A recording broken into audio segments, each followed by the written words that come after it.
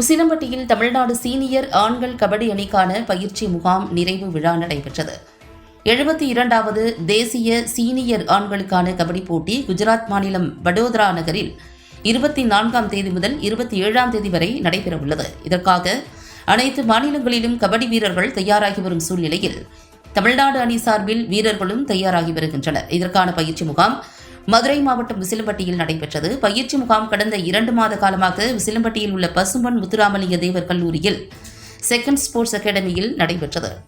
இந்நிலையில் இதன் நிறைவு விழா நடைபெற்றது. இந்நிகழ்ச்சிக்கு தமிழ்நாடு அமெச்சூர் கபாடி கழக தலைவர் மற்றும் ஒலிம்பிக் சங்க துணைத் தலைவர் சோலை எம் ராஜா தலைமை வகித்தார்.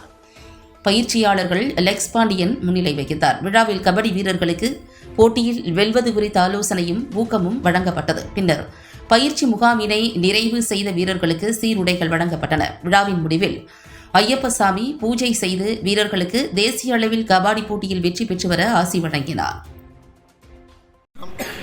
என் பேர் அலெக்ஸ் பாண்டியன்.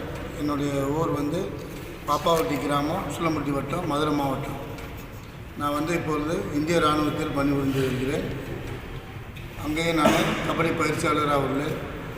தற்போது இந்த வருடம் 72வது சீனியர் ஆண்கள் அணிக்கான தேசிய போட்டி வருகிற 24ஆம் தேதியிலிருந்து 27ஆம் தேதி வரைக்கும் குஜராத் மாநிலம் வடோதரா என்ற இடத்தில் நடைபெற உள்ளது. அதற்காக நமது தமிழக அணி கபடி அணி கடந்த 2 மாதங்களாக நமது உசிலம்பட்டியில் உள்ள பசும்பொன் முத்துராமலிங்க தேவர் கல்லூரியில் பயிற்சி முகாம் மேற்கொண்டனர். இந்த தமிழக மண்ணிற்கும் பெருமை சேர்க்க வேண்டும் என்று கடுமையாக 2 மாதங்கள் பயிற்சி முகாமை மேற்கொண்டோம்.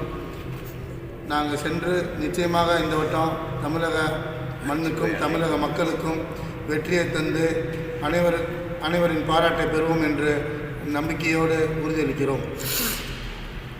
வல்ல இறைவன், உலகத்தை ஆட்டி படைக்கின்ற ஆதிசிவன், மகாசக்தி, முனீஸ்வரனுடைய அருளாலும் ஆட்சி பெரியவர்களுடைய அருளாலும் இந்த தமிழகத்திலே இந்த கபடி டீம் குஜராத் மாநிலம் போய் நல்லபடியாக வெற்றியோடு சேர வேண்டும் என்று இவர்களுடைய ஆசீர்வாதத்துடன் என் ஆசையும் இவருக்கு வழங்குகிறேன். நிச்சயமாக வெற்றி பெற்று வருவார்கள்.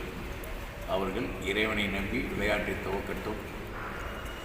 மிக சிறப்பாக ஜெயித்து இந்திய அளவிலே மிகப்பெரிய வெற்றியை பெற்று வர வேண்டும் என்று வாழ்த்துகிறேன்.